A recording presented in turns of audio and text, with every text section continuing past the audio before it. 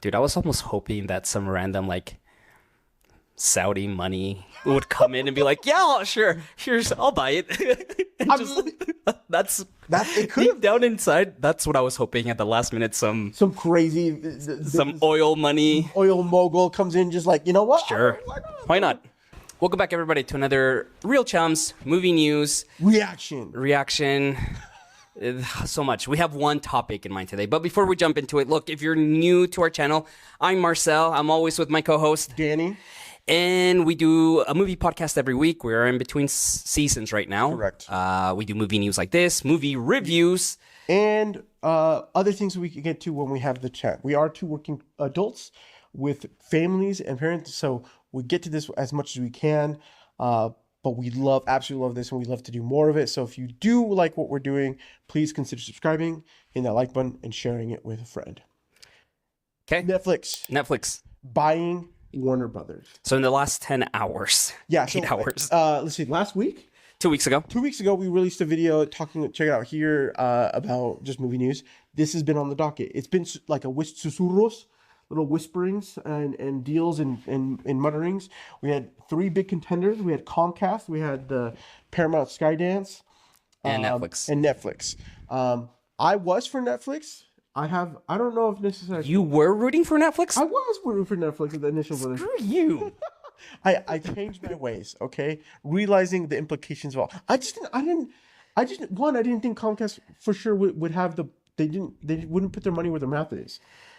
I didn't think, we talked about this, the Paramount deal, we just don't think that would make it happen. Netflix also has a very tough road ahead to get it past regulators.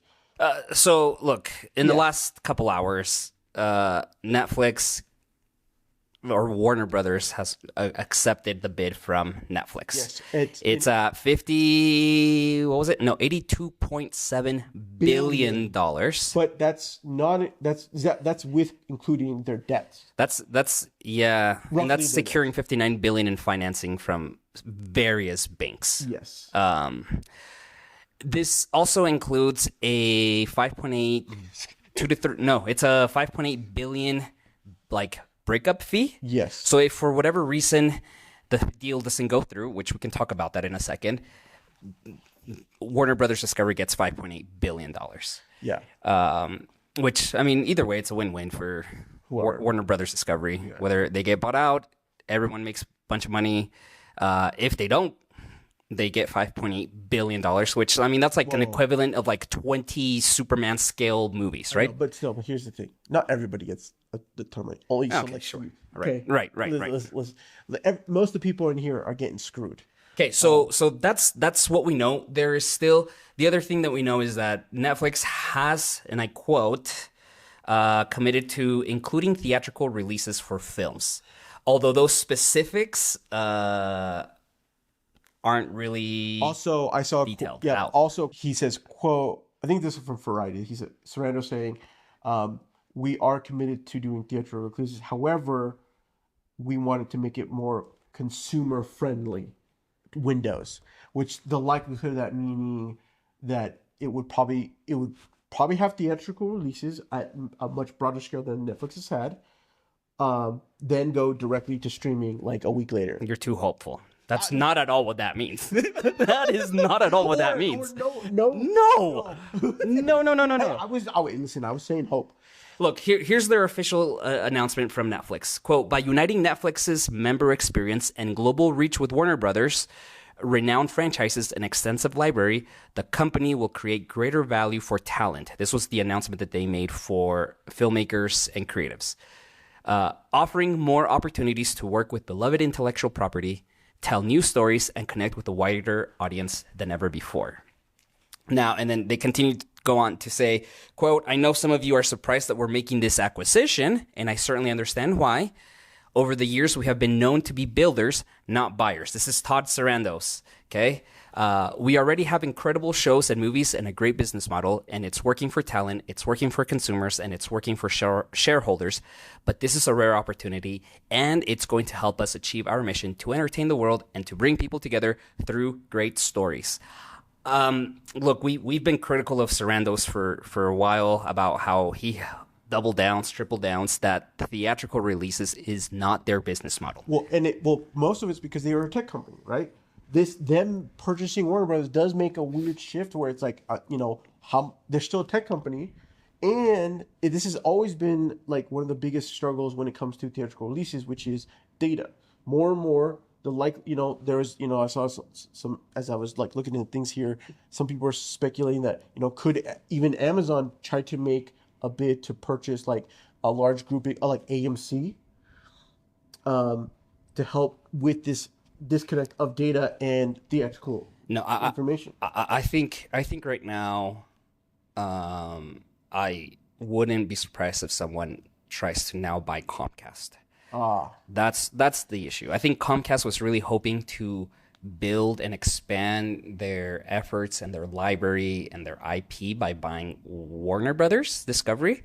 Now that that's not happening, I think that now in the next 2 to 3 years, they're gonna offer themselves out. Okay. Here's the thing. Will this get broken? Oh, okay. Sorry, you have another quote before I get to this. No, I mean go ahead with your question. Go ahead. The thing is, like, so this is the bid. Warner Bros. Accepted Netflix's offer. At this point, we have to go whether this will actually pass through some of the regulatory boards, which is technically just the FCC. Is there anybody else? I think mainly the FCC. Yeah, the mainly FCC, which is there are international stuff that they have to. But I was reading, I think, deadlines. So there are some EU boards. They wouldn't cause any sort of like hold up or the prevention of this, but they will be vocal about their thoughts and what they'll try to give some information, but they're just guidelines or little suggestions that and worries, but they're not going to do anything about it, right? The only real big one is going to be FCC. I mean, the other thing is that this now puts Netflix with a huge category of IP that then can be licensed to other distributors, which means that that's a whole other revenue model that helps to fix some of their struggles of always being in the hole, because now they have licensing rights. Then win in to offset some of their costs. I think this is a big shift in the industry. I think if this goes through, there's going to be massive ramifications. In the industry, good and bad, mostly. I don't know. I don't know. This is where, as I've been thinking about this more, and as this news broke this morning, I had two real feelings as a filmmaker. Like, because part of it's this. Like, I look at this. Like, you look at we are both film lovers, but also business people. Yeah. And we look at this, and you're like, this is a good move, business strategically for Netflix. But 100%. But when you look at it as like as a filmmaker and as a storyteller, it's brutal because Serranos he doesn't like the idea that they care about telling stories. They do to a degree, but not to the same level that we are accustomed to or we want as filmmakers, right? A movie that is put on. Let's take we take a look at Dead Man, the new Knives Out. Wake Up Dead Man. Wake Up Dead Man. Okay, limited theatrical release. This comes out this weekend. Came out today. Oh, today, yes. On Netflix. Yes. Came out last week but it was a limited theatrical release. I talked to some homies this morning, dropping off some rental gear, saying that 2 people did go see it and they liked it, but that it, like I didn't know what theater it was being shown in. Like I didn't even think there was one here in Utah that was airing. Right? They're not promoting it in the level that says, "Hey, go check this out." They're not pushing this out in their apps, in their media, in their software that they could easily say, "Hey, you have a local showing of this movie. Get tickets now," to help push those theatrical releases. They just let it be, right, and then go from there. So, as a filmmaker, you're like, how is this really going to benefit us in the long term? Yeah, so you have so here's a quote from Michael O'Leary, the president and CEO of Cinema United. He says, quote, Cinema United stands ready to support industry changes that lead to increased movie production and give consumers more opportunities to enjoy a day at the local theater. But Netflix's stated business model does not support theatrical exhibition. In fact, it is the opposite. Regulators must look closely at the specifics of this proposed transaction and understand the negative impact it will have on consumers, exhibition, and the entertainment industry. The Directors Guild also came out with a statement, saying like this, they have significant, quote, significant concerns. Yes. Okay. To your point, yes.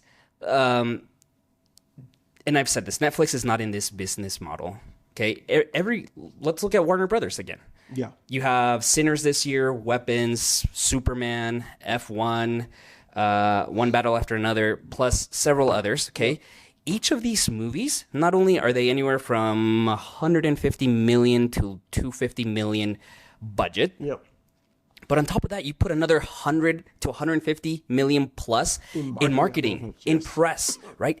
That has never been Netflix's model. And I don't think that's what they want. They've never wanted to double on their marketing budget. Okay, their biggest marketing spend this year has been Frankenstein, Stranger Things, those two. Probably two. Not even Jay Kelly that came out today that is meant to be their big Oscar contender is getting that, right? Yeah.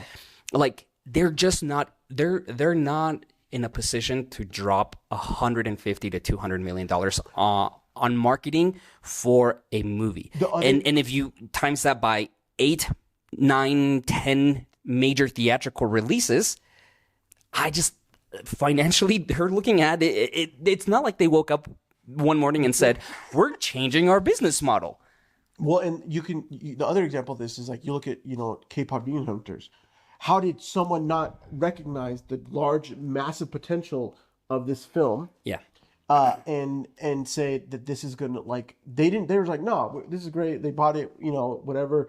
It airs and it just crushes everything across all, music and movies and cultural and like family units. That is something that like a Disney or someone who has the chops of understanding what is a theatrical, what is going to go and play in to double down on some kind of or the hopes that like we have belief in this. Yeah. And there's like this weird level of like, okay, yeah, billions of people or millions of people watch K-pop or some of these other films that go on Netflix or series that goes on Netflix, and that's great for numbers, but that shared experience that comes from a theater, from like believing in it and making it something that is magical in like the sense of the cinema rather than just it personally and it being like online is a very different experience. You think of like coming out of the theaters from Avengers Endgame or even like the first Iron Man, you going to see and realizing this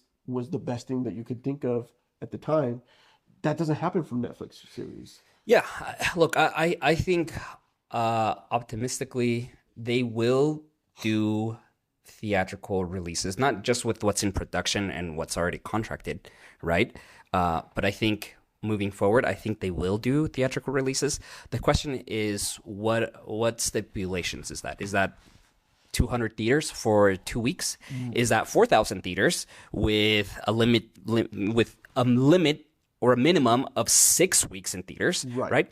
Is that dual release theaters and on Netflix? Right. That's right. I think that is mostly what I'm concerned about. And I think that's what these regulators need to define. Like, yes, you can continue this. We're going to approve this buyout, but there needs to be regulations on what that means for the theatrical industry. I just don't think this acquisition, this might be the end of the streaming wars to some degree. In the sense that like Netflix is king. Netflix is king. That this would solidify Netflix as a king. Because they've always struggled with like not having enough IP.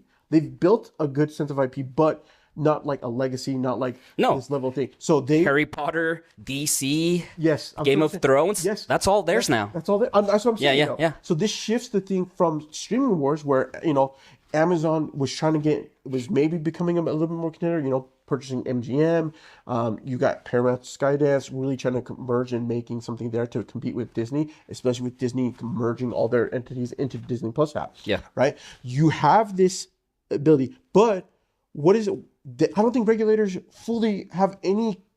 None of them, I don't think, have a level of understanding of true implications of what this could be for the industry, how, and or even especially with the rise of AI taking place in these production and other mediums, and how it's going to shift and impact the entertainment business, right? They're going to take a lot of gambles. I'm not saying they maybe don't know necessarily, right? That's probably too broad of a statement. But I'm saying I think it's going to be such a hard call for them, or to try to help put solid numbers and saying we want this and you need to comply with this, because they're going to be like the level of it's the likelihood of this going through is high. Because because there's other things at play that I don't know, like, or even, who knows if they have somebody that's a buddy and it goes through fine, or I don't know. It's going to be a tough. This is the next couple months, right? Because I think this deal doesn't get finalized. Maybe what, February? I mean mid. It's going to be, I think it'll be a while. Yeah. I think, look, right now the guilds have the most influence in promoting this. You have Christopher Nolan, president of the DGA right now, who is going to influence a lot of this, and he will come out. I'm confident that he's going to come out and say, like, yeah, look, we do not support this. And you have a lot of filmmakers that are going to say, we are not going to do business with Netflix, right? Like, if this is how it is, we're not. And look, let's be honest. Most of these filmmakers that are getting stuff greenlit at Netflix is because no other studio would have greenlit them. Mm-hmm. That's been the business model of Netflix. Yes, they get big names. They've had a Scorsese film. They have the Russo brothers, even Del Toro right now with Frankenstein. But none of those movies, all of those movies were rejected at every other studio, and they went to Netflix. No one greenlit Frankenstein for a reason. I'm not saying it's a bad movie, but there is a reason why it was not greenlit anywhere else. And Guillermo del Toro went to Netflix and was like, yeah, okay, fine, let's do it here. Okay, the Russo brothers, they have had no success outside of Avengers, and all of their Netflix movies have kind of sucked. Okay, they're not great. They're not great. They're not bangers. They're okay, and that's fine. Like, Netflix has become this hub of allowing creators do a lot of their original ideas, so to speak. They're not even original because they're dream projects. Yes, projects that were not greenlit at other studios, and that's fine. But when you have the likes of a Christopher Nolan, a Jordan Peele, Ryan Coogler, these individuals who I guarantee you will not do business with Netflix unless they get a full wide release, that's where you're gonna have a lot of division between the creators and the studio. Who then wins out the bid for these film? Where do they go? I don't know. Like, Warner Brothers, is there? I mean, let's see. Nolan went to where? He's at Universal, which is Comcast. Comcast really didn't want to pull out their deep pockets on this one, but I mean, I don't blame them. It was a huge 90 billion in almost 90 billion for the full buyout of the studio and debt. Dude, I was almost hoping that some random Saudi money would come in and be like, yeah, sure, I'll buy it. That's it could have down inside. That's what I was hoping at the last minute. Some crazy, some oil mogul comes in, just like, you know what? Sure, why not? And you hire some other ex-exec to come. I mean, that would have really been. That would have been deep wild. Down. That's kind of what I was hoping. Look, this is massive. We'll keep our eyes on it. This has huge implications. Yeah, massive implications. I am concerned. I think overall I am concerned. I think I am also more concerned than I think part of it is I don't know. It's hard to know as an outsider looking in, but when you start to bring down, you look at it on all aspects, right? You look at it as a consumer, right? I think part of it is I've always been I've been a bigger fan of Netflix, but I think that because of the streaming wars, a lot of what I loved about Netflix has eroded due, with, you've got your password crackdowns, you've got your adding ad tiers to the lower models, you've got staggered releases of like of not binge, full release seasons. You've got lack of ownership of films that should be in theaters, and ones that get very like that, like you said, like maybe not that shouldn't get aired, but that are maybe not as like fan favorite, like audience favorites for like what they should be pushing out, right? Yeah. But as a consumer, like, it is one of my favorite. It's like some of the best UI, some of the best 100%. experience, right? Like all the things there. But as a filmmaker and all this, it is, and as a business person and a filmmaker who like, understands the beauty of the internet, but also that, I want to make a film. We both want to make a film that would go to theaters because there's a beautiful experience that comes from that. This is going to shake up what entertainment industry looks like for, even if it doesn't happen, it will shake up in some fashion and what we look forward in the future. And I think it has massive ramifications that we have not yet even thought about yet. Yeah. I think the statements from the co-CEOs of Netflix did not give me any comfort in their vision. Yeah. I think it was very broad and vague in like, this is great, we're growing and we're changing, we've never been in the buying mode, rather building mode, and now we're buying so we can evolve. But none of it said anything really about the vision of theatrical releases. And I think had they expanded on that, I would have been like, okay, sure. But, and I think that's very strategic and smart on their part to not talk about it. And so James Gunn, do you think James Gunn will come out and say, do you think he can even say a statement? They're not going to say a statement. No. Only, man, Nolan's got huge weight on his shoulders right now. Like, there's a lot. But also, like, great job, DGA, on electing him. Yeah. At this moment. Yeah. Because it's a very crucial moment in Hollywood right now. So crucial. I'm just waiting for the official statement from Nolan on this. Yeah. I mean, oh man. Stay tuned. Stay tuned. Listen, truly, we want to know what your thoughts are. This is a big deal. If you're a filmmaker, what is your thoughts? If you're, someone who's just watching because you're, a consumer, do you care? Is it, if you're a business individual, how do you look at this? Like, there's just so much to talk about. My feed right now is this sucks. Wall to wall. Mine is mainly just like, this sucks. This is not good. I have mixed. I see mixed reaction, but more of it as a strategic. Like it's a mixed reaction on there. Some of it's leaning more negative. Some of it's a little bit more like neutral / cautious. Yeah. Right. I don't know if there's any like. There's a lot of, at least on my feed, seeing it has been interesting. So yeah. Let us know. Please consider subscribing if you thought this was a great discussion or interesting there. And we'll see you guys in the next one. Later.